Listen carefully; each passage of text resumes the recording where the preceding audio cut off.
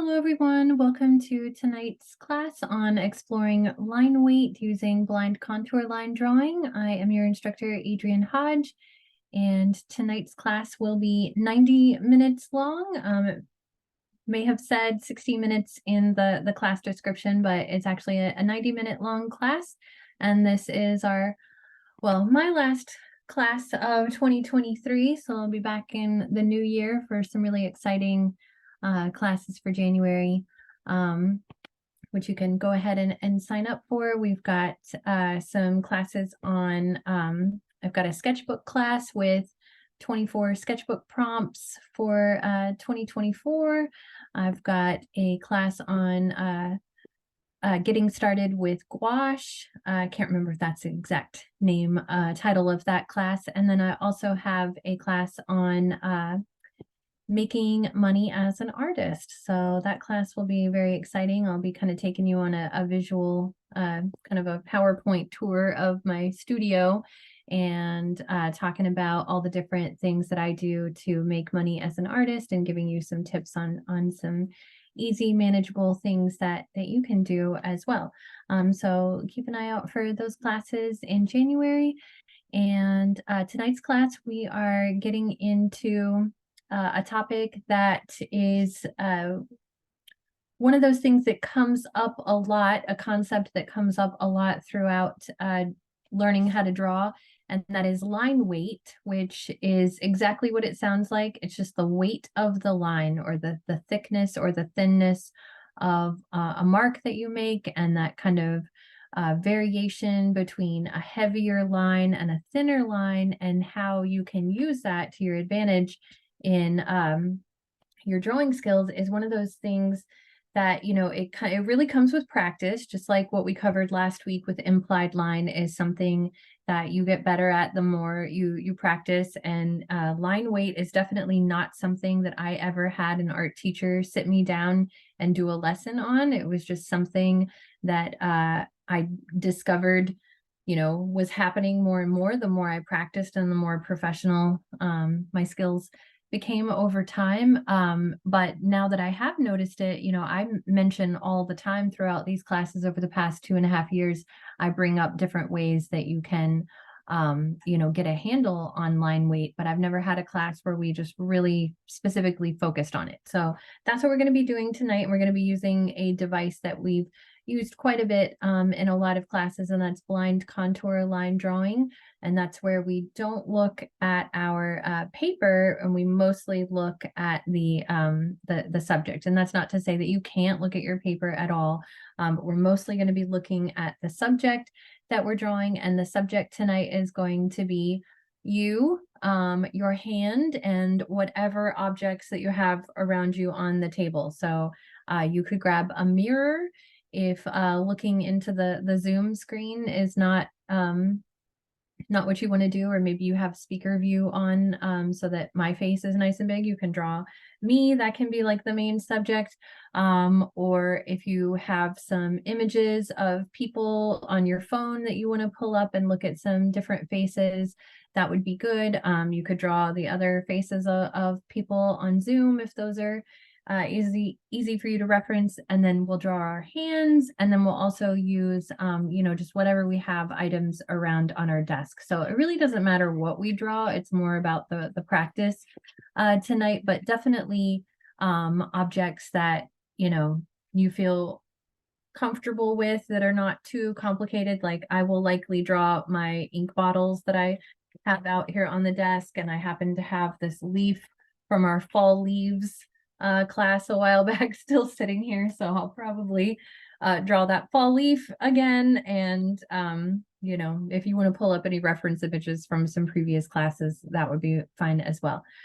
So I'll go ahead and switch to my tabletop view and go over supplies. There are a lot of supplies for the class tonight, but if you need to gather like a mirror, that could be helpful if you had a mirror nearby, or some if you wanted to grab some images of some faces on a device or your phone, or just some objects, still life items, a bowl of fruit would be great. Organic items like fruit or leaves or flowers are always great. And then we're going to draw our hand. So if nothing else, you've got your hand, and that's the easiest thing to draw, your non-dominant hand that you're not drawing with. And you might get bored of drawing your hand for 90 minutes, but that'll work if you don't want to use these other subjects I'm suggesting.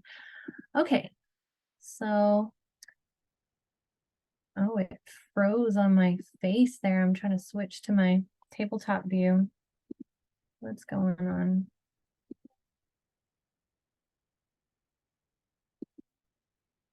Sorry, y'all, I was clicking on the wrong, I don't know why that was giving you those other camera options. Anyway, okay, so yeah, these are just some examples of some blind contours. And yeah, the blind contour is just a great device for us to explore line weight. And I'll get more into that. I'm getting distracted by my drawing, and I want to talk about the supplies. Okay, so I put a lot of supplies on the supply list tonight, and I tried to make it as simple and straightforward as possible by giving you some options so that you could keep it nice and cheap and just use like things you have around the house. But before I get to that, don't forget to tag your work with those hashtags, Make It With Michaels or Michaels Classes, and you can follow me on Instagram at Adrian Hodge Art. I'm getting so easily distracted because I'm excited to get started.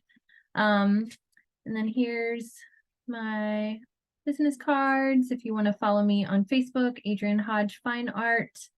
There's that. And here's some of my work using calligraphy ink. I'm always flashing on screen with those business cards. Okay, so basically we're going to be using graphite, charcoal, permanent markers, brush pens, and paintbrush plus ink. That's what I'm going to be using. But if you just have, you know, whatever you have works fine. I tried to make it, you know, on the supply list where very optional regarding what you need and what you don't necessarily need. We're just going to practice blind contour line drawing with a variety of materials. So if you don't have the ink pens that I'm using, like I've got the Faber-Castell set here, and if you don't have those, you can use Sharpies, or you could use Artist Loft permanent permanent markers that are like Sharpies. You could even use, you know, Crayola markers if that's what you had. Graphite, charcoal, pencils, and whatever, you know, charcoal pencils you may have, or maybe some stick charcoal would be fine. And then I definitely want you to have a brush pen. And if you don't have a pen that has a brush tip on it, then a paintbrush and ink would be great. If you don't have ink, then you could use some paint, you know, some water soluble paint like acrylic or watercolor, you know, whatever you have handy would be good.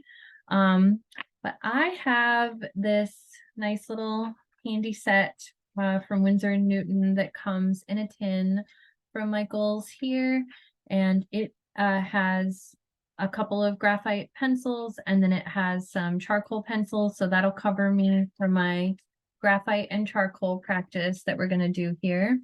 I've also got a Faber-Castell eraser from Michaels, and then I already showed you the Faber-Castell pens that I'm using, and we'll work with one of those brush pens a little bit. And then I also have a couple of paintbrushes. So if you're working with a paintbrush, just a small nib, sorry, not nib, a small liner brush would be good, something nice and thin, or even just a round brush like this with a tip at the end would be perfect. And then I have this Liquitex set from Michaels that we used a while back in another class. So if you did that class, you might still have these. This primary set, I think it's really cool to overlap different colors of blind contour line drawing. So I'm going to do 3 different blind contours using these 3 different colors and let them overlap on the page. So that'll be really fun. If you happen to have a few different colors, you could do that with me. But if you don't have that, maybe you could use, you know, some different colored permanent markers could kind of substitute for that. And then I've just got a Canson sketchbook here. And I've got a watercolor sketchbook as well, so that I can have some watercolor paper for the ink. But even your regular sketchbook can handle some ink, so some water media, so you'll be fine even if you only have a regular sketchbook. Okay, and then if you are working with a paintbrush and some water media, then you'll definitely want some paper towels and a palette or a dish to put your inks or whatever you're working with in. And then I also put these pipettes from Michael's, the Artist Loft pipettes, on the supply list, because those make it easy to get the ink out of there. And then I've got a water cup. I also have some black ink here because I put the Higgins black ink on the supply list. So yeah, that supply list had a few different options, and I tried to make it very clear that, you know, whatever you have works fine, but then there were also a lot of, you know, suggested materials that would exactly match what I have. Do we have any questions about supplies? I know that was a lot. No questions so far. Okay, awesome. I've definitely been trying to cut y'all off at the pass with my supply lists recently, and with my class descriptions, you know, to try to answer those questions before we have them. So sounds like I'm doing a good job with that lately. Okay, so let's dive in here and get started with, we'll start with our hands and with the graphite, and then we'll move on to the charcoal. So I'm just finding some blank paper in my sketchbook and flinging pens across my floor at the same time.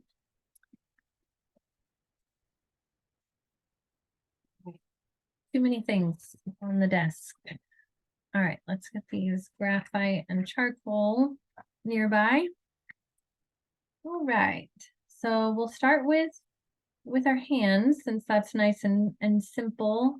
If you're left-handed like me, I put my spiral on the other side so I don't bump into it with my drawing hand.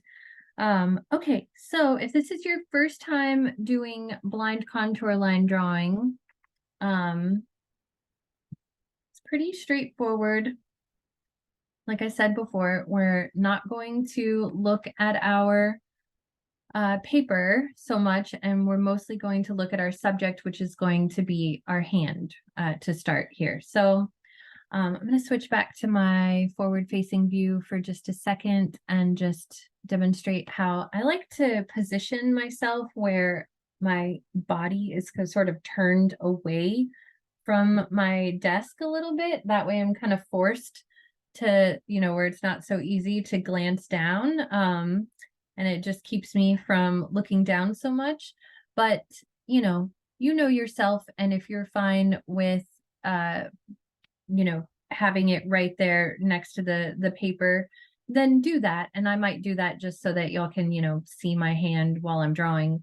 Or actually, no, I'm not going to do that, because then I'll be looking at my paper. But at least get your hand like away from your paper so you're not tempted to look down there. And honestly, this is not about, just like last week with the implied line, it wasn't about speed drawing. It was about, you know, getting better at noticing implied lines. This is not to say that, you know, you're like bad or wrong or cheating if you look at your paper. Not looking at the paper is just a way to get this direct communication between your eyes and your drawing hand, and to practice the muscle memory. And also today we're practicing line weight. So let's just do one and just get that out of the way, and then just to practice one, and then we'll talk about line weight a little bit more. But I just want to practice one blind contour just to get us started. Okay, so I'm not looking at my paper, and my eyes are on my hand. And also I positioned my hand, you know, in an interesting way. That way it's not flat, and there's some like lots of interesting wrinkles and curves for me to look at. And I am going very slowly and kind of looking at the relationship between the fingers and the hand as they like overlap each other. And I'm not worried about the product. None of this is really about the product. We're hoping that the byproduct of this practice tonight will give us a better understanding of how to achieve a variation in line weight.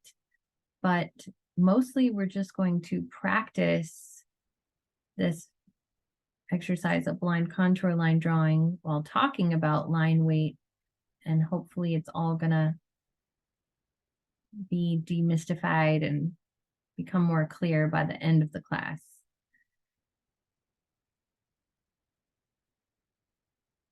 I'm just going very slowly and I'm looking at shadows. I'm looking at wrinkles and folds and all those things as they relate to each other.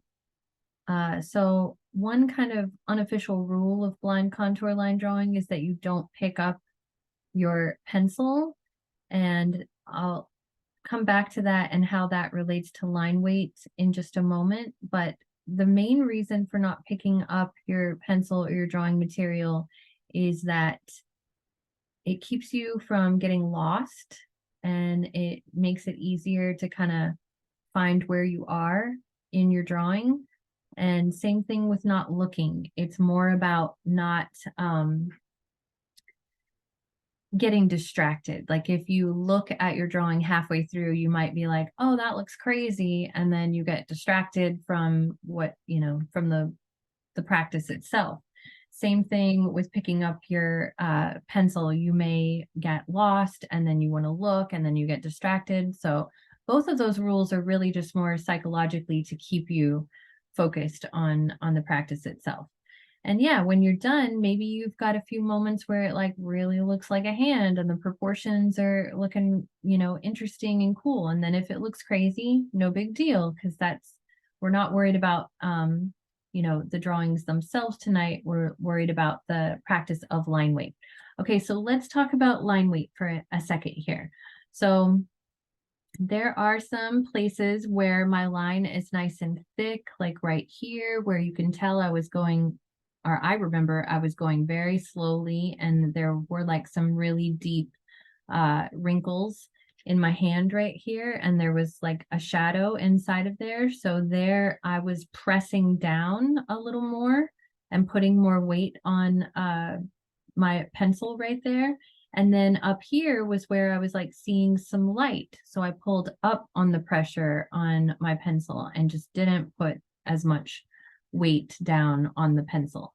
And then there are some lines where I can tell all I was doing was just trying to find my place. Like right here, I was like, where am I? So I kind of did this little number to like figure out where I was and try to get back to the side of the hand right there. So those I also kind of picked up my pencil and didn't put as much pressure down.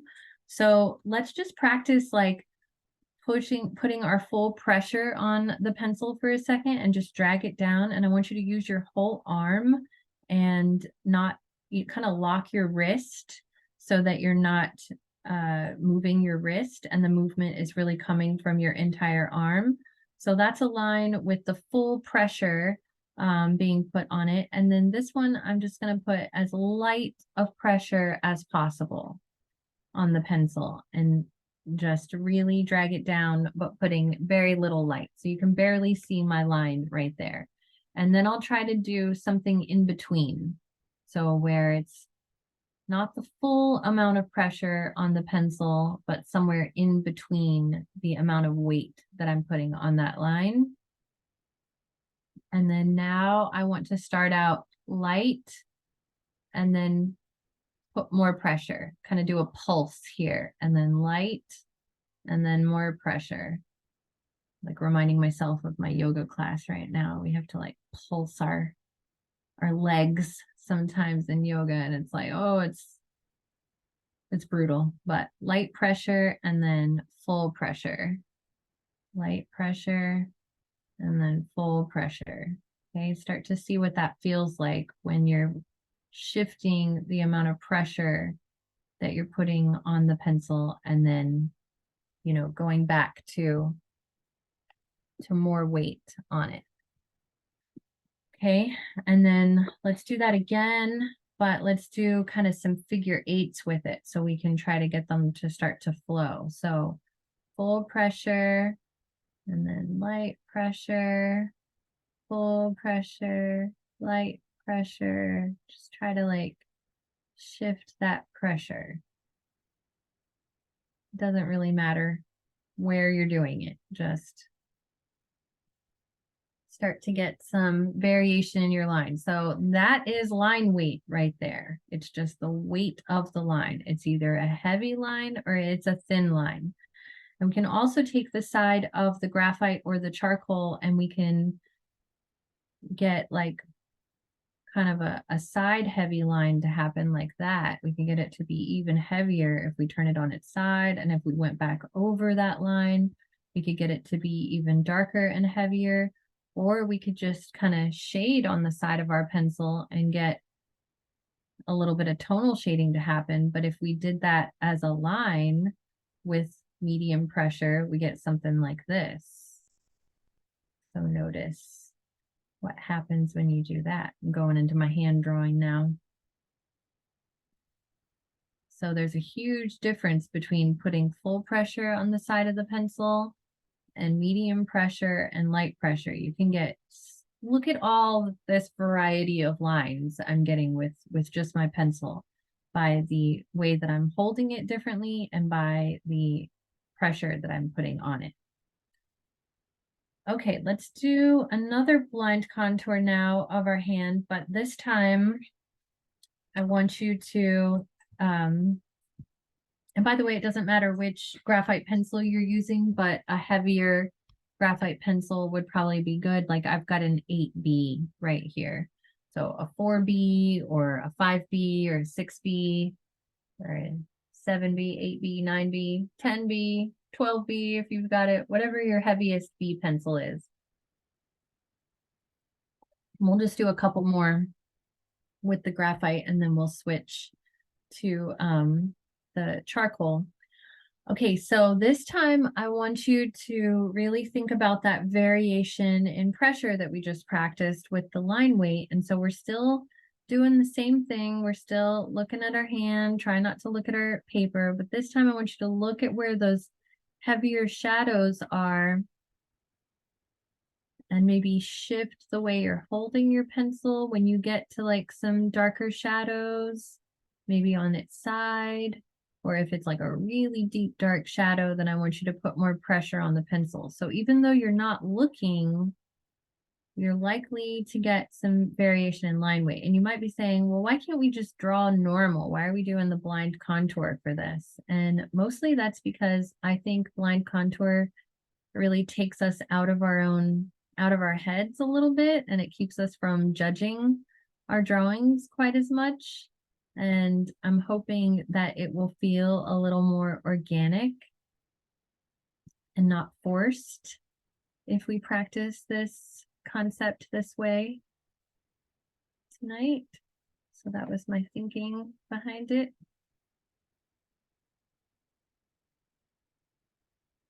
So yeah, when I'm at this point where there's some heavier shadows, I'm putting that full pressure.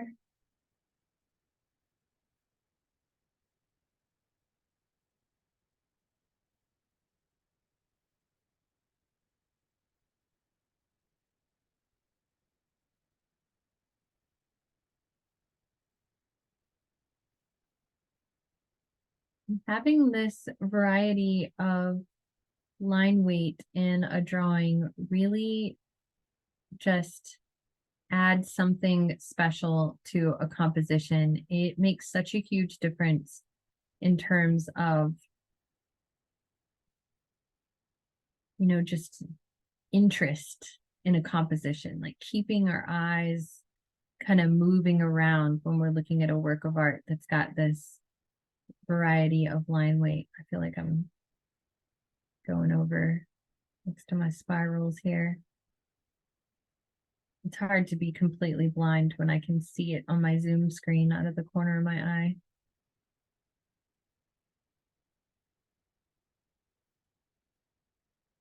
but letting it be kind of loose and scribbly and like not thinking about it as much as you can. Like, but really it's about that variation in pressure. It's a combination of what we did last week in the implied line class, which you can find on YouTube if you missed it. And, you know, yeah, combination of the implied line and that variation in pressure.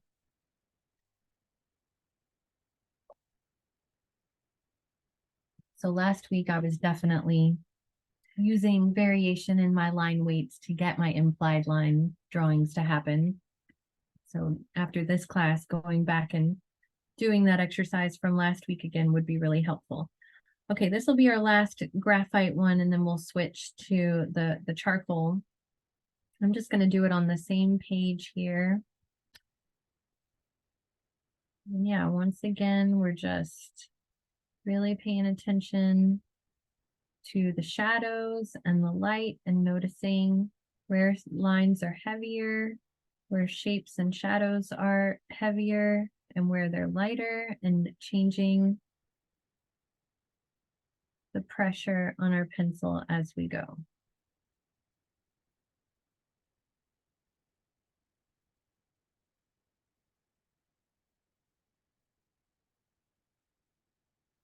And I'm using really light pressure when I get a little lost to kind of scribble around and find where I think I need to be. Or maybe I do glance down at my paper for a second to see where I am. There is no such thing as the blind contour police. It's totally fine if you look at your paper every once in a while, as long as you're going back to the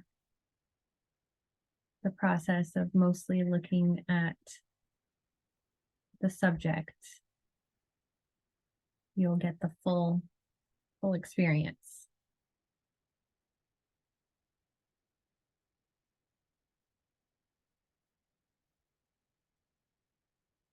Okay, so that's pretty good for the graphite practice. And then now let's switch to the charcoal. And we'll do a little bit of,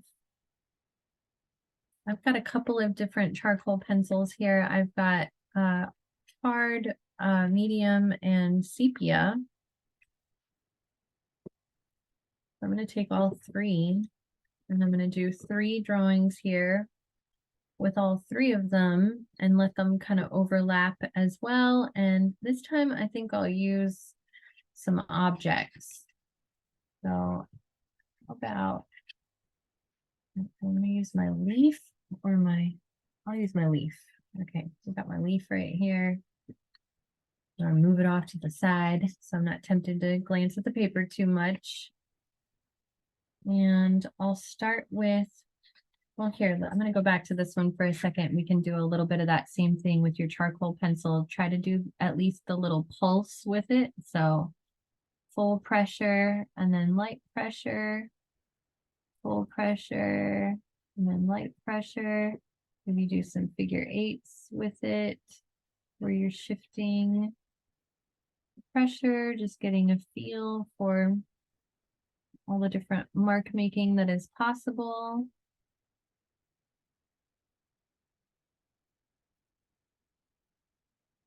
Maybe just do some scribbling with it and let your scribbles be thick and thin in some places. Okay. So now I'm looking at my leaf and I've got my sepia charcoal pencil. So I love doing blind contours with more organic objects like this because who's to say what the proportions of that leaf really are when you're looking at this later. But same idea, I'm putting more pressure down where it's darker or where I'm seeing darker shadow shapes. And then, you know, we kind of need a little bit of a pulse because there's some places where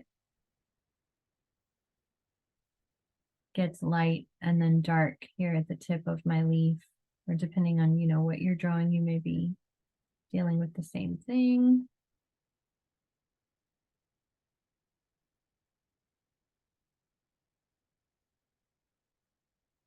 We'll see if this looks like a leaf when I'm done. Like something so far. Totally just cheated and looked at it. Okay, I'm getting some of those veins inside of the leaf. Maybe I'll even like use the side of my pencil where it seems like there's some shadows happening. Make some little shapes where I see the light happening.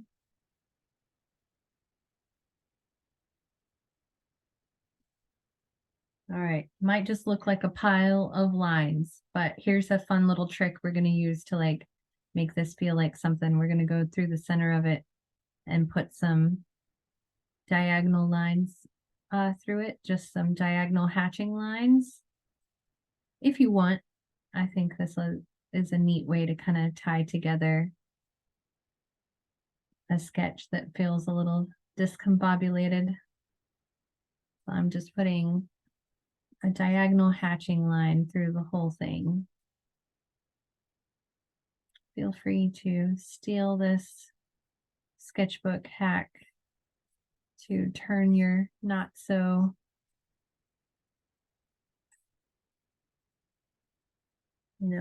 delightful drawings into something a little more interesting. At least it feels a little more intentional there. Okay, do the same thing with the hard charcoal and my leaf. That might be okay if it kind of overlaps into that other drawing. And yeah, mostly just by using all these different materials and the same practice, we're seeing all the different ways that the materials can lend themselves to creating a drawing that has more distinct line weight. Like maybe you're feeling like you could get more variation with that soft graphite compared to like a hard charcoal. I'm definitely feeling that so far. I can even just feel it with this hard charcoal without even looking, that the line variety might not be as easy to achieve, or maybe it will be. Another thing that this is so helpful for is, I've been teaching drawing to adults for a really long time, and a lot of people complain about their drawing style and how they feel like it looks stiff and maybe cartoonish. And a lot of times what's happening with that, which there's nothing wrong with hard, cartoonish lines. They can feel, those can be intentional and interesting. But if you're trying to loosen up, then that's the opposite of what you want. And so it's really just about learning how to, have a variety of pressure on what you're drawing with. All right, so I'm just filling that in with that hatching line. Also, I'm using a very continuous pressure on the hatching line that I'm putting on there. So practicing doing a continuous pressure line like this is another good way to just get a handle on the amount of pressure that you're putting on your pencil, because it's something that, again, comes with practice. But at this point in my drawing practice, it comes very naturally and I don't have to think about it quite as much, which is fun to be able to get that loose, thing to happen without trying too hard anymore. But the harder you try to achieve it, the more elusive it can be. So just practice. It's all about the practice. That's what I'm trying to say. So doing those hatching lines is a nice, easy way to, practice keeping your pressure continuous. Okay, let's do one more. I've got my medium charcoal here, and I'm just looking at that leaf again. I feel like as a composition, these three little blind contours of these leaves are looking pretty interesting right now. Sometimes just with some materials, I'll say less is more, but when it comes to blind contours in a sketchbook, more is more. I think the more of them you do, the more a page full of blind contours or even just line weight practice like we're doing tonight, whatever's happening can create an interesting composition, having them all together.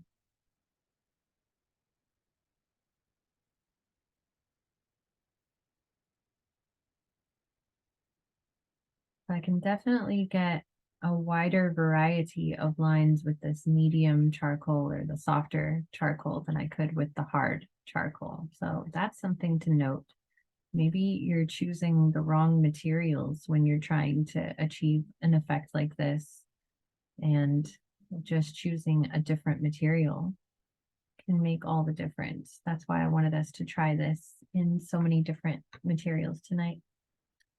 I didn't put the stems on all of these. You can go ahead and add them all at the same time right here, just randomly. All right, see, isn't that fun? I told y'all when we get them all together, it was gonna look cool.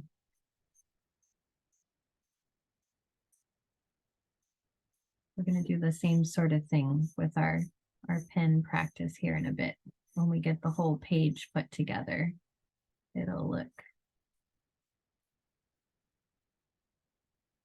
kind of neat and interesting, if nothing else.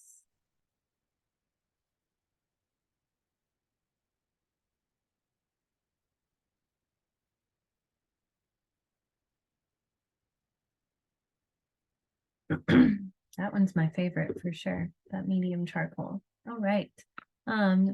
Anybody want to hold up their practice thus far? Let's see some of your page full of sketches. All right. Oh, I like how those hands are all connected and coming. Ooh, yeah, that's really interesting, Brenda. Looks like they're coming out of a bag or something. I think that's your sleeve, but they're just all connected. That's really fun. Thank you. Love your artwork on the wall behind you too. Oh, really nice. Sarah, thank you for sharing. I'm seeing some variation in line weight happening there.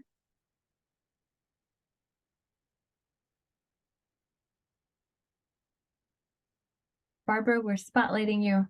All right. Yeah. Can really see the difference in the line variety in those different materials you're using there.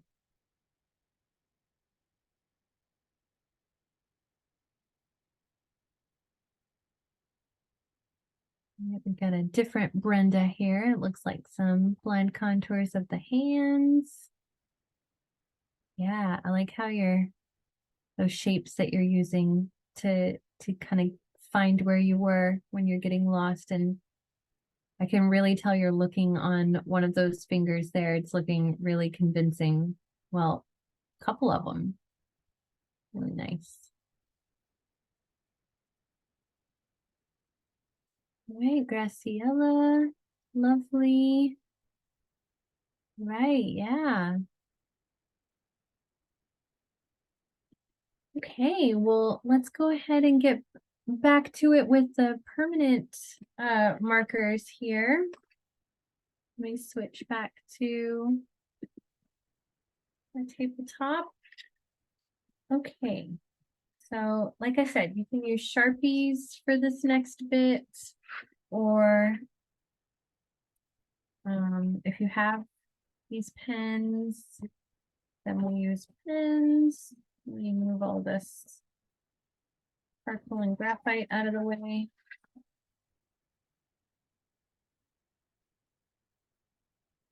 All right, we'll go ahead and take out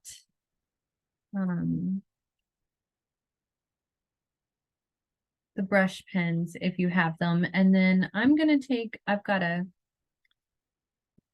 fine point. I'll take a brush pen and, oh wait, I thought that was, I've got the wrong lid on this brush pen. That says medium. That is not medium. Here's the medium. So yeah, I got a medium nib. I've got a fine point. And then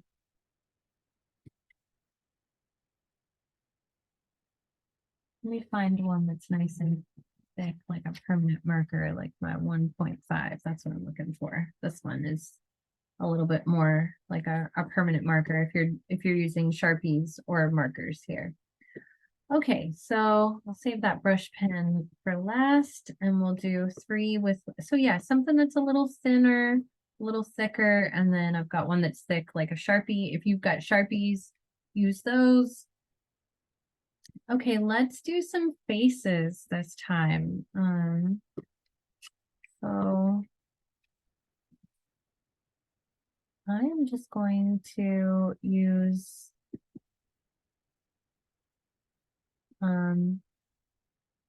y'all's faces, honestly. No, I'm gonna pull up some pictures on my phone, kind of separate here. I think that'll be easiest.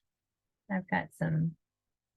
So yeah, if you have a mirror handy, I was gonna grab my mirror and then I thought, oh, well, I don't need to because I have Zoom right in front of me, but then I didn't think about how it's on my hand, not on my face at the moment. Okay, so I'm just looking at some selfies that I have on my phone of myself and my kids and my boyfriend. That's what I did when I was making the example for the class tonight. So I like to start on the center of the eyes and kind of work my way around from the eyes out to like I'll start on one eye, then I'll move over to the other eye. Like here, let me go back to one of my examples here from earlier in the sketchbook and show you an example of how my line weight is shifting when I'm looking at the face. Oops, oh my goodness, I hate it when that happens.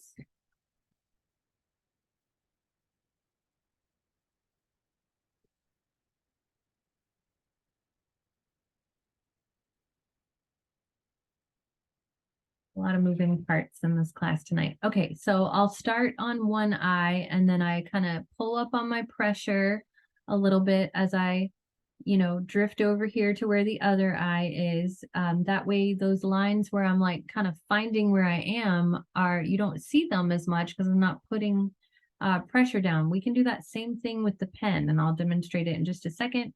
And then I'm putting more pressure where I'm like, in the eye itself, but I let it be really scribbly. Then I come down here and I find the tip of the nose, and I love to use circles for like the high elevation points on the face. I'll use kind of a circle to find the bottom lip, and then I'll do a line for the center of the lips. I'll do a little circle on the chin, and then I kind of guide myself up to get the sides of the face and the hair. So that's how I'll do it. And if, there's glasses, I go ahead and get the glasses around the same time that I'm doing the eyes. Here's another one that's a little less, the proportions are kind of drifting away, but same idea. And here are those examples I had for the class. So yeah, it's kind of that safety in numbers thing. Like the more drawings you put on the same page, maybe not all of them are your favorites, but there might be one that is like, oh yeah, that's really fun. Okay, so that's why we're going to do multiple sketches on the same page, because I think doing that ensures that at least the whole page itself might be a fun composition when we're all done. And we'll practice with a few different pen nibs here. Okay, so I'm looking at myself here and I'm starting on the eye and I'm putting a little more pressure on the pen here. And we're not, oh my goodness, this pen is dried up. I had a little dry spot. I was not making any marks there. Let me start over. I don't know what was going on. And I do pick up my pen sometimes. You know, again, there's no blind contour line police. So if you pick up your pen or you glance over at your drawing, just try to go right back to going a little more blind.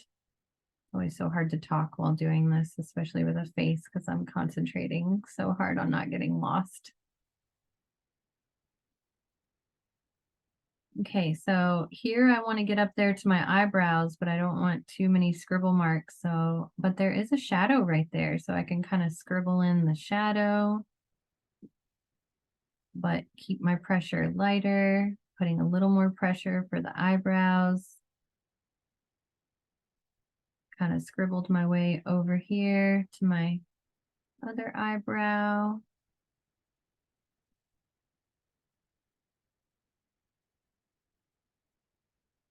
And then I'm gonna guide myself down the nose, do that little circle for the tip of the nose.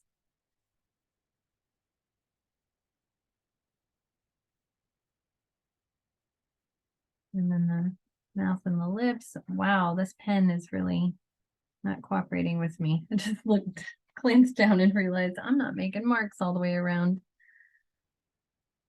Okay, so using a pen that's nice and juicy would definitely help. Maybe one of these next ones will not be doing this to me.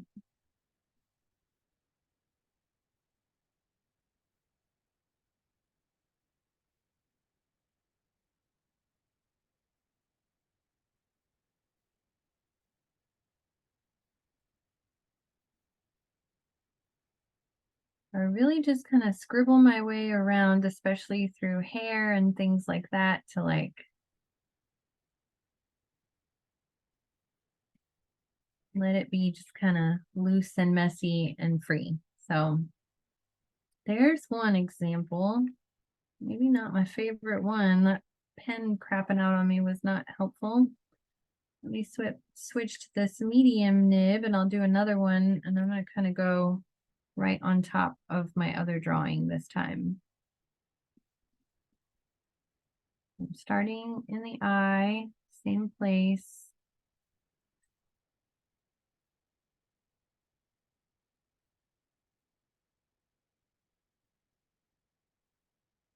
Honestly, the less you think about it, the more I think you can get into that flow and start to capture some magic.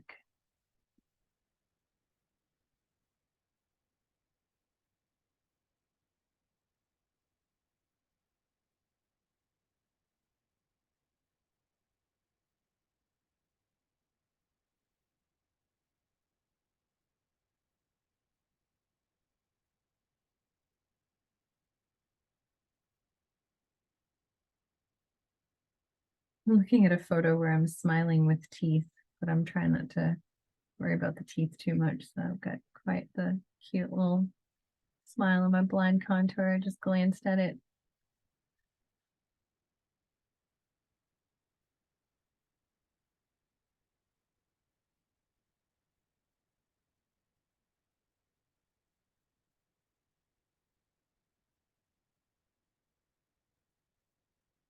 All right, that was my medium nib. So really the line weight variation is really coming from those places where I'm like pulling up on the pressure. And if you're having a hard time with that, maybe you practice those figure eights off to the side,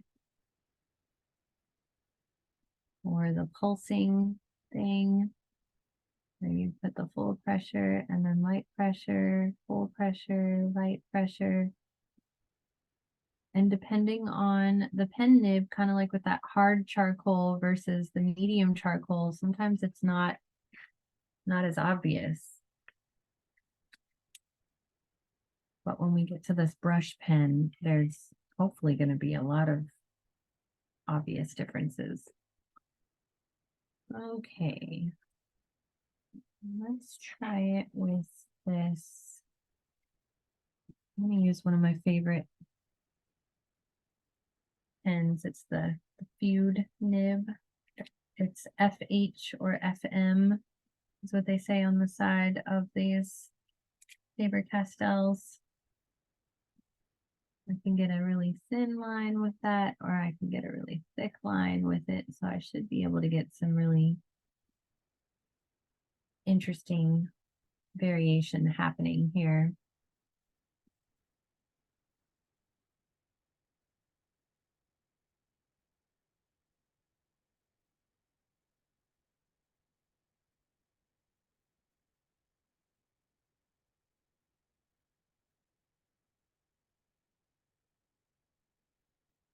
Switching to a picture of my daughter for this one.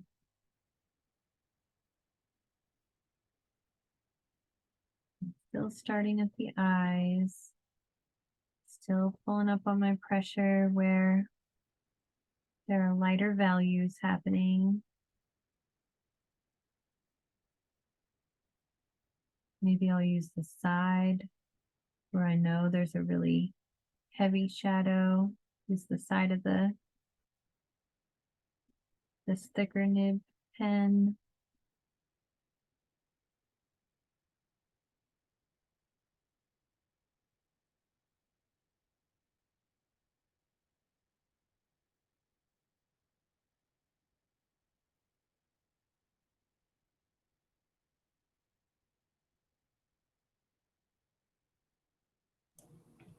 Hey, Adrian, Yes. in which areas do I apply light and dark pressure? So in the areas where you're seeing a heavier shadow. So if there is just a darker shadow, then you'll put more pressure. And if there's light, you'll use lighter pressure.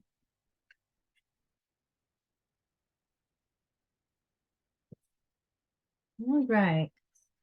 Let's talk about this brush pen, and then we'll move on to the paintbrush and the colors here in just a moment.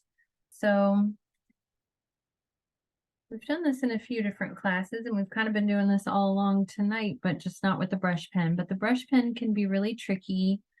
Let me go back to one of these other sketches to do a little practice with the brush pen, or the back side of my other paper. So in a spot on your paper where you're not too worried about it, we'll just do more of this like line weight practice. So when we take the side of this brush pen and drag it down the page, we can get a nice thick line to happen. That also comes with a lot of practice. You might have some gaps the first time you try to do that. And then if I just use the tip of the brush pen, I can get a really small line to happen, but it might be a little broken. So maybe if you try holding it in some different ways, you might have more control. So, and always thinking about the movement coming from your entire arm and not just, the movement of your wrist. We've been talking about that a lot in a lot of these classes, especially recently when we're going back to some of these core skills. It's really important to notice just how you're holding it. So if the brush pen is really giving you trouble, try coming in from the top of the page. Try maybe from the bottom, maybe make a little tripod with your pinky so that you can really lock your wrist, and then movement is coming from your arm to drag it down. And then we can practice those figure eights again. So just seeing how you can shift that pressure mid mark or brush stroke with the brush pen. It's really like we're painting. Maybe let's try that pulsing thing with the brush pen. So full pressure and then light pressure. full pressure or a little more pressure, and then light pressure.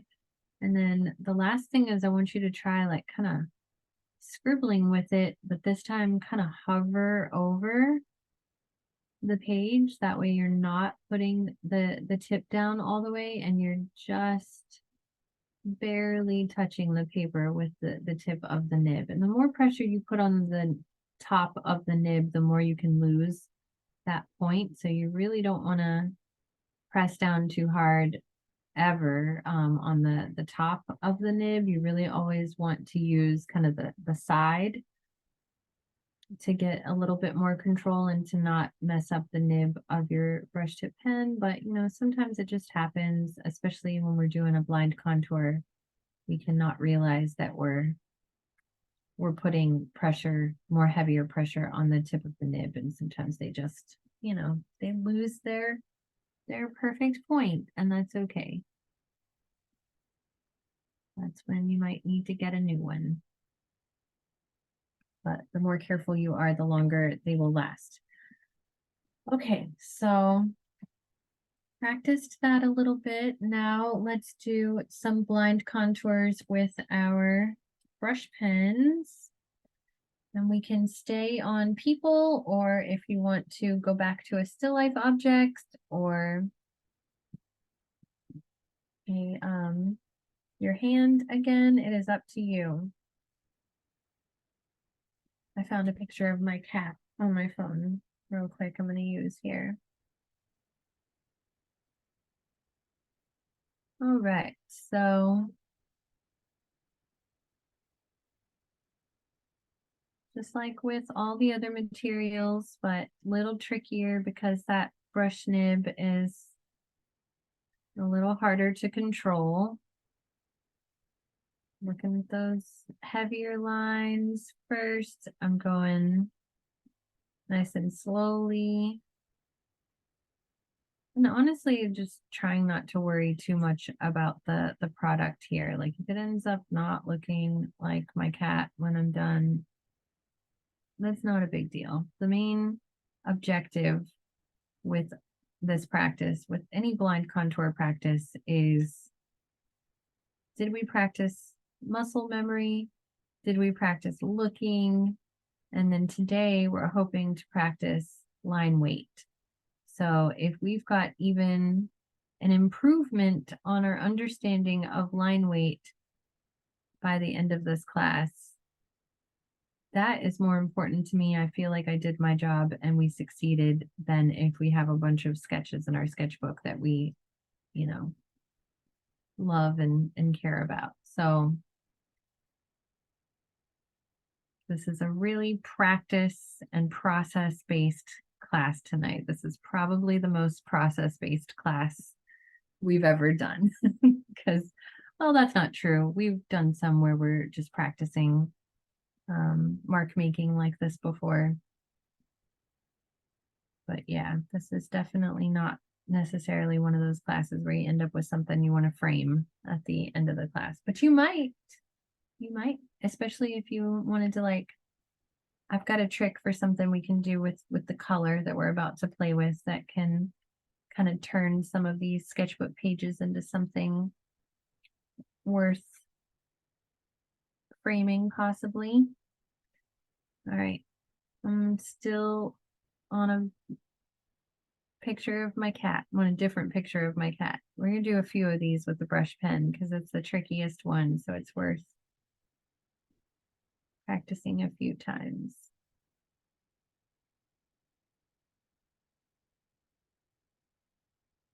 And it's totally fine if you glance over at your paper. Just try to go back to this blind contour method as soon as you can.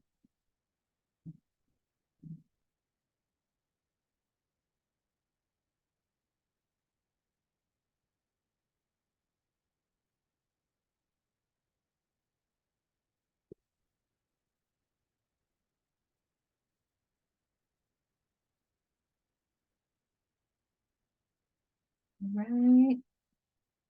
I'm looking for another picture of my cat. I'm gonna have a little trio of cat blind contours here.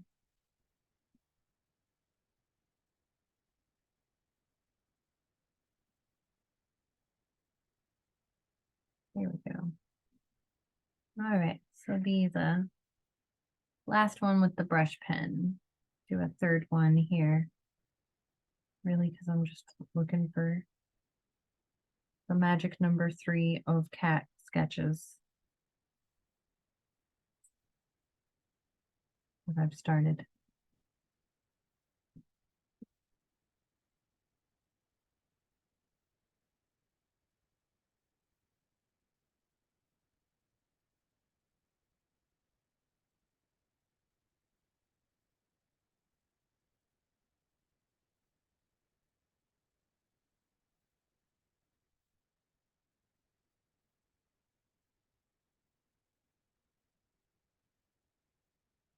And I'll admit I do this all the time, but I do it kind of in like a half blind way where I look and then I look away and then I look and then I look away. And so I feel like it keeps things nice and loose, but it's also a way of keeping my proportions from getting away from me too much. So I recommend that. All right. So I feel like the brush pen really lends itself to getting that line weight variety to happen, because look at that, like right there, like where I was just kind of hovering over the page. I got those little wispy moments to happen in a really loose way. That's nice. And the more comfortable you get with varying your pressure, then you don't have to do this blind. It's just a way to help us in what we're practicing tonight. But yeah. Okay, so let's see. Does anybody want to share those real quick before we move on to doing some stuff with the paintbrush and the water media? Let's see how the marker or brush pen practice turned out. Okay, yeah. Wow, those are blind contours? You did not look at your paper? That's very hard to believe. Those are lovely. Let's see. Oh, wow, Sarah. Yeah, I see some really interesting line weight variety happening there. I can definitely see the more and less pressure. Also, that is very impressive as well. And I am having a hard time believing you didn't look at your paper. All right, those are some interesting blind contours for sure. I'm not saying if you didn't do it blind, you did it wrong. I've been saying the whole night, it's fine to not, to look at your paper. So, but yeah, I can tell those are definitely some blind ones. And I love that middle one. That one really, I can't tell which order you did them in, but that one's my favorite, the one in the middle. Really nice. I love your notes around the side there. That's fun. Ooh, yeah, that's really cool. I can see the difference in those pen nibs that you're using there. Yeah, that trio of those sketches together really make a strong composition too. I'd love to, if you share that on social media, please tag me. I'd love to share that on my Instagram later as an example. This one as well. Yeah, these are all so impressive. Really nice. Natalia, I love how like that kind of blocky thing that's happening. Like you've got like kind of a square shape or a rectangular shape is coming across a lot, but that's really fun. Yeah, whatever you can do to kind of, when you're lifting up that pressure to like find your place again, you're kind of using that blocky shape to do that. And that's really interesting.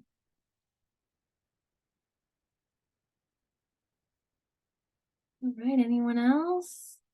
Looks like Graciela has an example she's holding up. I could spotlight her. Let's see. All right, yeah. Can see that a lot of different variation happening in those different materials you're using. The dog is so cute.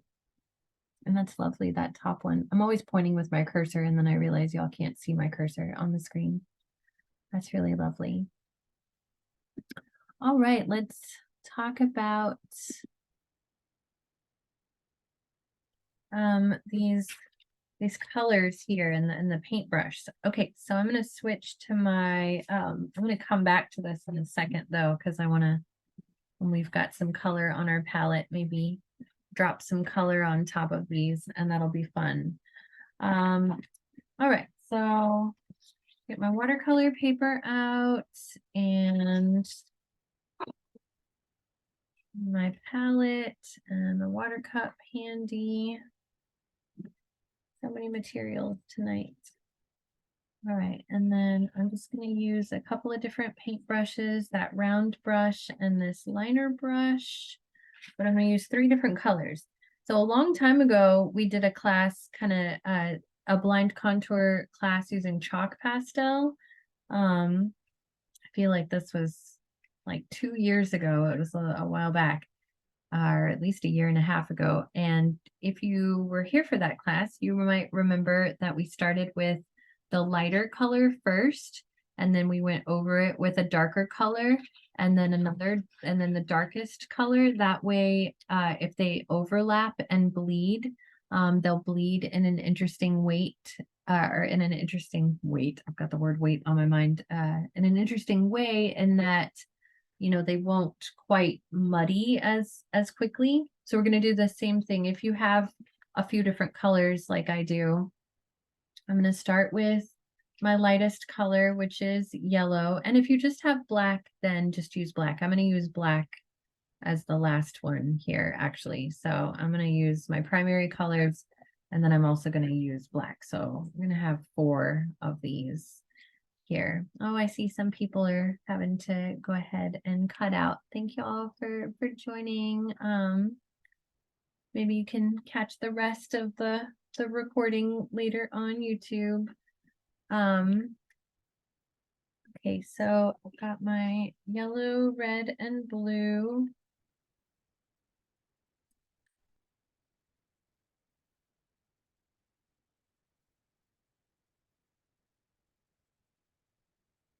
And really don't need a whole lot tonight. And then black, and if you only have black, then that's fine to do all of these overlapping in black. It'll be very similar to the brush pen practice, you know, the final product will. And I love doing this with a paintbrush. Some people find it to be, you know, I mean, it's obviously more challenging, and maybe you're going to have to glance at your paper a little bit more. But those of you who are looking at your paper a little more, you know, try to like look away a little bit, you know, just because it's going to really help with getting this, like, this loose variation in the line weight to happen. I know it takes, you know, a certain amount of letting go of control, but that's the beauty of letting go, is that when we do, we, you know, can really gain a lot from that.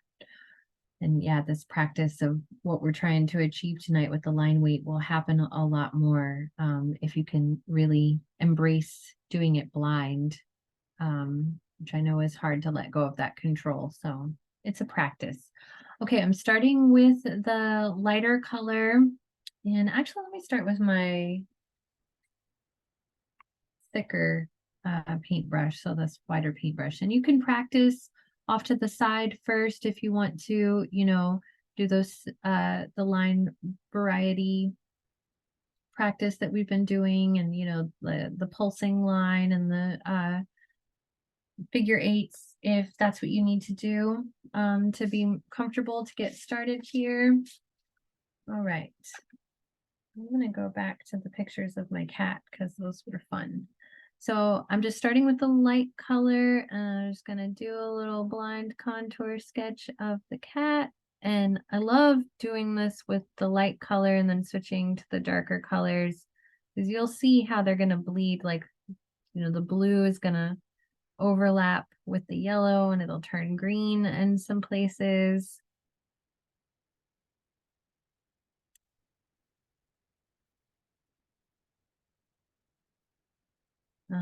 And also, yeah, just as a composition, it can just be really fun.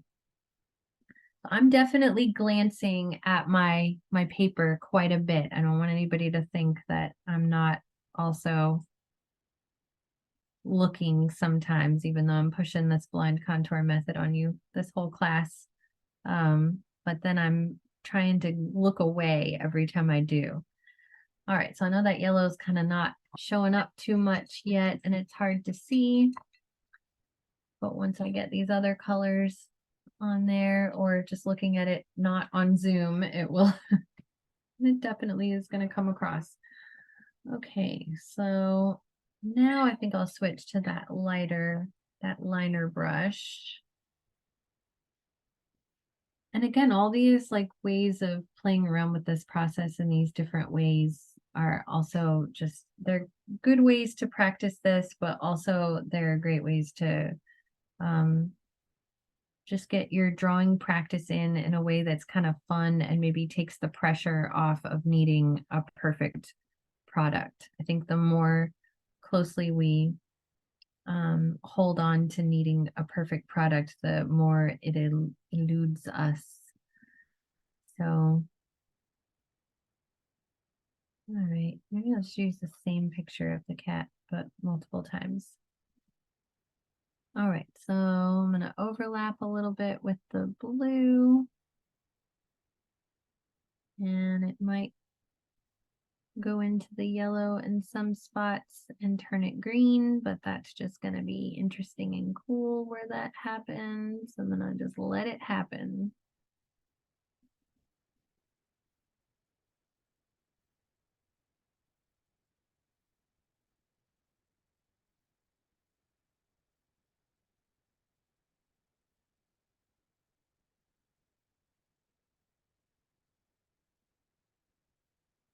And yeah, doing with a paintbrush like this definitely makes it a little trickier because it's kind of hard to tell if our paintbrush is coming into contact with the paper, but this is also the best one, I think, for really achieving a variety of line weight because we're kind of drawing with the paintbrush.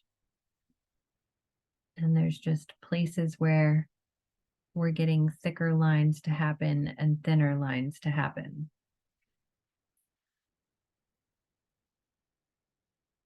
And if you're doing it blind, you're going to achieve that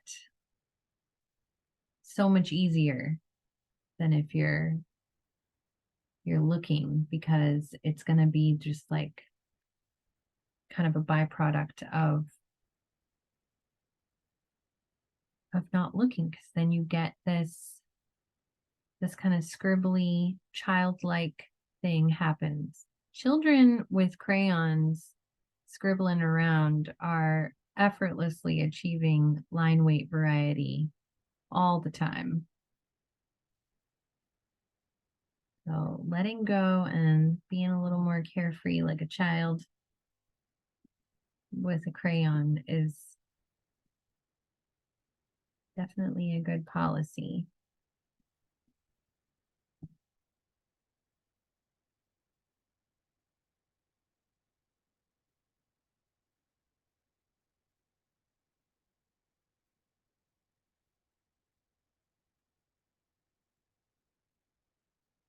All right, my red was a little transparent, but I kind of like it. I think I'm gonna go back in now that I'm done here and like go back over some of my lines with red and try to make them a little thicker in some spots.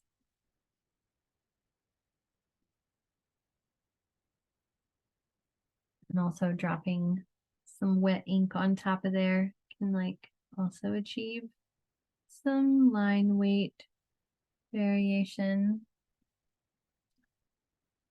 Okay, so I went from light to darker colors, and then now I'm going to do one more with black. And I'm just going to go right over the whole thing in the center here with the black.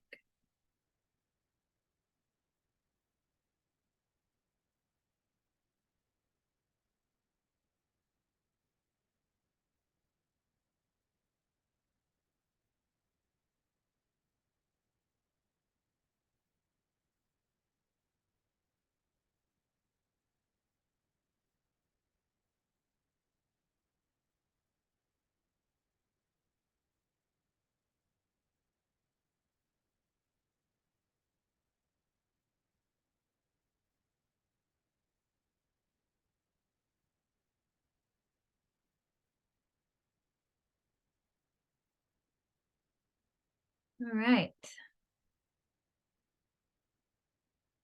And then now that I've got this water media out, this is where I wanted to go back to some of those other drawings. And here's a fun way we can create a little more interest, kind of like those diagonal hatching lines that I added to the leaves. Now that I have this color out, I can take just some water and water down some of these colors to make a little wash.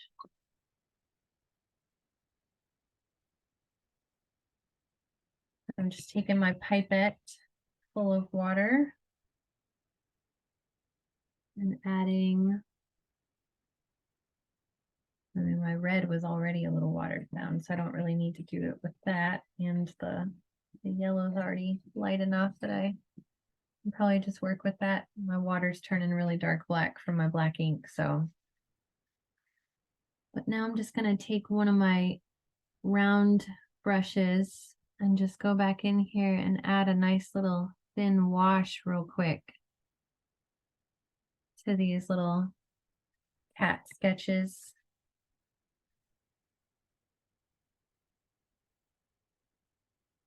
And just really loosely fill those in.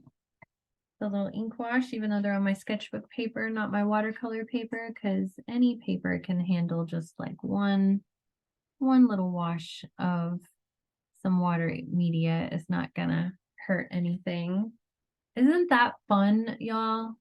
That's so satisfying. You could go back and do that to any of your blind contours from tonight, and that'll, you know, that's what I was talking about. You might have something worth framing from tonight, because I think doing something like that is really splashy and fun, and, you know, might make a frame-worthy thing. Not that we're worried about frame-worthy things tonight, but there it is. All right, let's see, how much time do we have left? Wow, we have 12 minutes. Well, I can answer any questions that y'all might have now. It looks like we had a few people who had to cut out, but we've still got a nice little crowd here. So if there's any questions, you can drop them in the chat, or I can always do another little demo. Seeing a lot of lovely comments saying Merry Christmas. I don't see, we didn't have a whole lot of questions tonight. Anybody who's left? Someone's asking, is this recorded and put on YouTube? Yes, this will be on YouTube tomorrow. Can check midday. Well, does anybody want to hold up their examples from this last little practice that we did and share these ones with the color water media? Oh, here's a question. Rita says, I'm a novice. What's the simplest object to practice blind contour on? I really think your hands. That's always the first place I start. Like in a drawing one class on day one, I have people draw their hands doing blind contour. You know, it's the easiest. I mean, it's maybe not the easiest thing to draw, but it's the most readily available thing that we can look at. Aside from that, I would say fruit, you know, an apple or an orange or a banana, or, you know, something nice and organic, a flower, a leaf, you know, like I used tonight would also be good. Yeah, just something organic, something that doesn't have a, you know, an obvious proportion to it, and that's still going to make interesting lines. But blind contour line practice is not about the product. Like I can't say it enough. It's about that you're practicing muscle memory, you're practicing looking, and you're practicing line weight variety. There's so much that comes out of it, and it's really not about the product. So I wouldn't worry about simple or hard with blind contour, because whatever you do with it, you're going to be practicing those things, and that's the best way to get better at drawing, is to practice. Melissa asks, would you use the same tools in the outdoors for a landscape? Yeah, I would. Do you mean, would I use these same materials?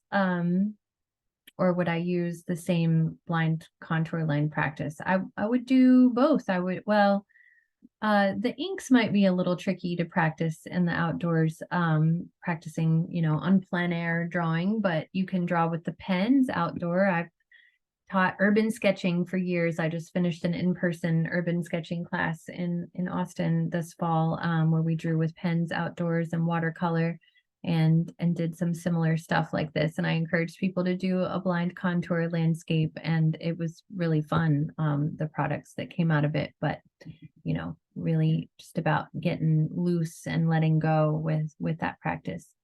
Annette says, was the last exercise to have been 3 overlapping blind drawings or 3 separate ones? I thought it was cool to do it overlapping, because then those colors can kind of bleed together a little bit. And I think when you overlap them,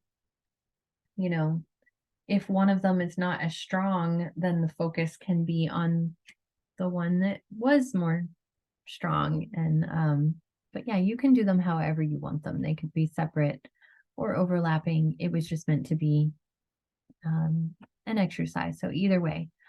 And then Lynn asks, is it better to try drawing something while looking before doing the blind drawing?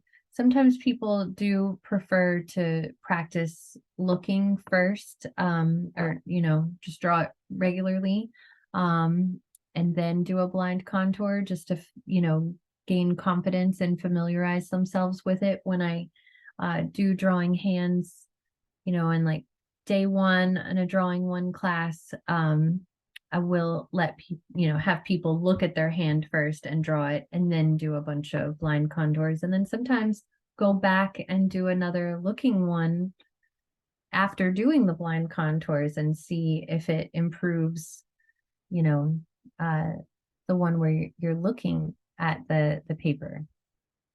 These are really great questions, y'all. But yes, somebody asked me in my most recent, I had a 12-week long drawing class that just ended here at the Contemporary Art Museum in Austin. And in the beginning of the class, maybe about 3 or 4 weeks in, someone asked me, what could I be practicing at home? Like, what have we done so far that I could practice to just like really expedite my drawing skills and like get better really fast? And I said, I think if you did 20 minutes of blind contour line drawing every day, if you did 20 minutes of this every day for 3 months, you would really see a huge improvement in your drawing skills. I think it would be impossible not to improve your drawing skills if you practiced blind contour line drawing every day for 20 minutes. Because 20 minutes is kind of that magical amount of practice time. And it's pretty easy to carve out 20 minutes. And this is such a great practice to, like I said, muscle memory. You're practicing looking. Your eyes do not lie. Your brain is what's lying to you. So your eyes are directly communicating with your drawing hand. You're going to get something more accurate from the blind contour than you will from drawing by not doing a blind contour. Sometimes because your brain is what's interfering. Your brain is getting in there and saying, that's not right, being critical, something's happening in that process that's throwing you off. But when you're doing the blind contour line practice, you can't see what you're doing. So you're only having that communication from your eye that's telling you curve the line this way or do this. And so it's really more of a pure way of looking and drawing than looking at your paper. So it's more accurate as far as drawing what you're seeing. Thank you, Stephanie. Happy holidays to you as well. And then Melissa said, I've had such a block, and this is amazing to help me let go of that fear of failure. Search for perfection too quickly. Very grateful. Thank you so much, Melissa. Yeah, I think letting go of perfection is what it's all about. And yeah, I have so much to say about that. And I struggle with it myself in a lot of other areas of my life. It just so happens that with my drawing and painting practice, I've overcome the negative self-talk. And I think that's what it's all about. And I talked about this in a couple of other classes recently where I was saying, you know, there's plenty of other places in my life where I struggle with this, but when it comes to drawing, the trick is I don't care what anybody else thinks, and I don't care if it's bad, and I'm totally fine with sitting in a room by myself or with hundreds of strangers on the internet and making a bad drawing. Like, I will just accept that the bad, the quote unquote bad drawing is happening, and I'm not telling myself this is terrible, you're terrible, whatever, like whatever that negative self-talk that can happen in, other areas of my life. I'm not doing that. I'm just thinking, well, I'll try again, and that's all that it takes, is just letting go of that perfectionism, right? And just being like, well, I'll keep trying and I'll get it right, and not putting pressure on myself to get it right the first time or the second time or even the third time or whatever,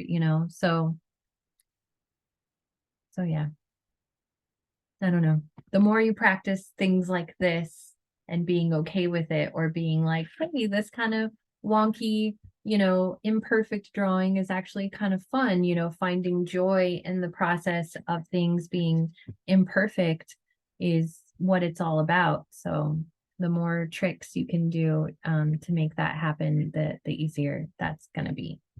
Okay, did I talk long enough? No, we still have 2 minutes.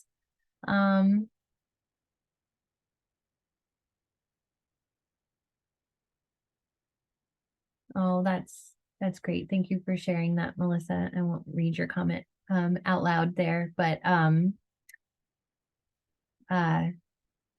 yeah, it's definitely tricky to just do it for yourself and do it for the joy. There are other things that that I wish I found more joy in the practice of, like learning an instrument would be nice. And oh, somebody asked in a direct message, but I think it's fine to read this one out loud. Where did I learn my art skills? I started almost 20 years ago in a drawing one class at Austin Community College. Was when I really had a leap in my development of my drawing skills. I was going to be a writing major, an English major, and I was hoping to go into writing and publishing. And art was kind of something that I did as a side hobby, and I didn't think it would become my full-time career. But I learned so much in a drawing one class at Austin Community College with a teacher named Judith Simons, who I have grown to work with over the years, and now she's one of my colleagues. But I realized in that class that drawing is a skill that can be learned and it can be taught, and it just takes practice. And so that semester I changed my major to art education, but I do not have natural talent as an artist. No, I always say I stagnated at an 8th grade drawing ability between the age of, until I was 23 when I took that drawing class at ACC, Austin Community College. And I learned so much in that semester. I was like, okay, I can get better. But I mean, it's been 20 years of drawing to get to the way that I draw today. So practice, y'all. That's where it's at. All right, it is time to end the class.